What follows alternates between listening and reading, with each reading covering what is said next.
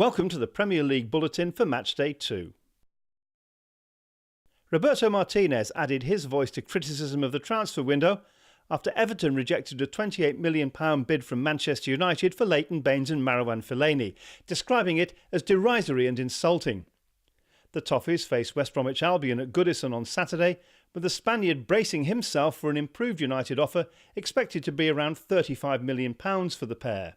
It's not for me to discuss how long the window needs to be open, and I'm the first one to understand that you need to have the window and you need to have the second window right in the middle of the season, but you cannot have the window open when you got official games. I think we got every day that it happens, there is an experience. You're listening to clubs that they're not going to make bids to be respectful to the game, and that was the wrong timing. Well, everyone is within the law. You can make a bid, you can receive a bid, the players can be affected by it. Clearly, it's time to help the competition, to help the fans, to help the players with this matter. Newcastle boss Alan Pardew claimed Arsenal's bid for Johan Cabaye ruined his team's preparations ahead of their 4-0 defeat at Manchester City on Monday evening. Cabaye withdrew from the squad just hours before the kick-off, leaving several days' tactical training in tatters. Ahead of the visit of West Ham, Pardew promised the team would repay their fans for the City defeat with some wins. We need to get a couple of results in pretty quickly, I think, just for our fans more than anything. I feel sorry for them with this whole situation. Watching their team on Monday night struggle and get a sending off in the game, and a player with outstanding talent like Johan Cabaye, one of the best midfield players in the world, not playing, it's hard to take. So, I don't think it's worth talking about anything else other than my players here, including Shola, all pulling in one direction to try and get a result on Saturday. Paul Lambert risked the wrath of an FA charge after criticising the referee in his Villa side's 2-1 midweek defeat at Chelsea. The Scot, whose team entertained Liverpool at the weekend, added Villa needed the home fans' support when they faced Brendan Rodgers' Reds. The crowd since I've been here has been excellent.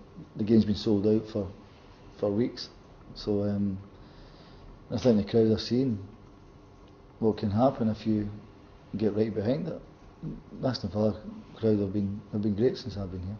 I know Brendan really well, gone really well with him way back from the Norwich Swansea days, so good guy and got a really good side. Rodgers will lead his squad to Villa Park in Saturday's late kick-off, wary of the counter-attack posed by Lambert's pacey midfield. The Liverpool boss admitted his club had been frustrated in the transfer market as the marquee signings they desperately need keep slipping through their grasp. I think over the course of the summer we've obviously been very ambitious in our attempts to try and get in players to improve the team.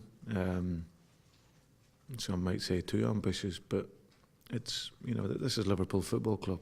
We're trying to get the best players that we possibly can, and as I said, it's one where if we can't get them in, we just have to move on. We've got 11 days to go.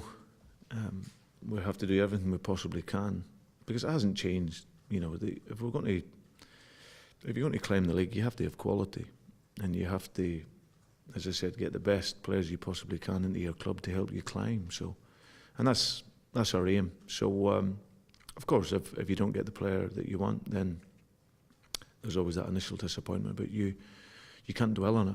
There's still a chunk of the window left, and we've done some business early on in the window, which was very good. And now, if we can finish off in these remaining days and get some players in that can help us, then, as I said, it would overall end a very good window for us.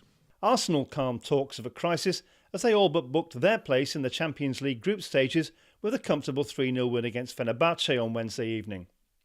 Arsene Wenger believes the victory could provide the boost he needs to get the Gunners' league form on track ahead of their tricky trip to neighbours Fulham. We're disappointed after Saturday, but I said that it was under special circumstances and that the result didn't reflect the game. But it was important to respond quickly for certainly the most important game of pre-season and of the start of the season. And we did that well. But it's the away season that starts, and the away results are important as well. So For us, of course, it's a very important game tomorrow to respond to the Villa game, and as well to recover very, very quickly, because we played Wednesday night, Saturday morning. It's very important that you get the energy, the dynamic, the focus straight back. You know, that is a very important part of our season. Michael Laudrup's Swansea City put the disappointment of their opening weekend defeat to Manchester United behind them as they took a massive step towards entering the group stages of the Europa League, sweeping Romania's Petrolu Ploiești aside at the Liberty Stadium. The Dane quickly turned his attention to Sunday's trip to a new-look Spurs side, looking to break into the top four without Real Madrid-bound Gareth Bale. They already had a very, very good squad last season. They bought some very quality players there, Soldado, Paulinho, etc. They will, as far as I can read, lose their top player. So it will be maybe a little different team this season, if that's true. It will be a very, very strong squad, but a squad without a superstar, with a lot of good players, very good players, but without one superstar, because you have to admit that Gareth Bale last season was the absolute superstar of Tottenham. In other games, Hull City Tigers entertain Norwich at the KC, Sunderland travel to Southampton, and Stoke host Crystal Palace at the Britannia. Manchester City head to South Wales to face Cardiff in Sunday's other game, and we'll preview Monday's Manchester United-Chelsea clash in the review bulletin. You've been watching the Premier League Bulletin for Matchday 2.